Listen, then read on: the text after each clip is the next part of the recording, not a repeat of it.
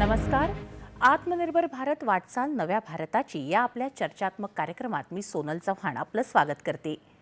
नवी दिल्लीत 17 ते 19 डिसेंबर दरम्यान पारंपरिक औषधोपचारांचं महत्त्व अधोरेखित करणारी जागतिक आरोग्य संघटनेची दुसरी जागतिक परिषद पार पडली. आजच्या प्रचंड धकाधकीच्या युगात कर्करोग, हृदयरोग, मधुमेह अशा जीवनशैलीशी संबंधित आणि इतरही आजारांमध्ये वाढ होताना दिसतेय.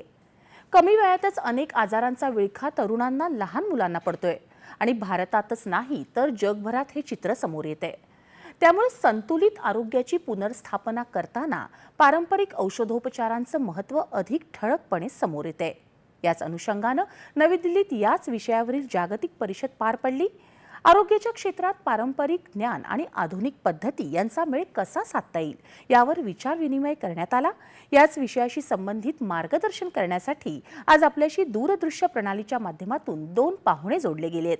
पहिले आहेत डॉक्टर नारायण जाधव, जे आयुष मंत्रालयाअंतर्गत येणाऱ्या भारतीय औषधोपचार पद्धती आयोग अर्थात national commission for Indian system of मेडिसिनचे माजी अध्यक्ष आहेत, आणि योग आणि निसर्गोपचार यातले तज्ज्ञ आणि आंतरराष्ट्रीय नॅचरोपॅथी संघटनेचे राष्ट्रीय अध्यक्ष डॉक्टर अनंत बिरादार हे देखील आज आपल्यासोबत असणार आहेत. आपल्या दोघांचंही या कार्यक्रमात मनपूर्वक स्वागत. नमस्ते. नमस्ते.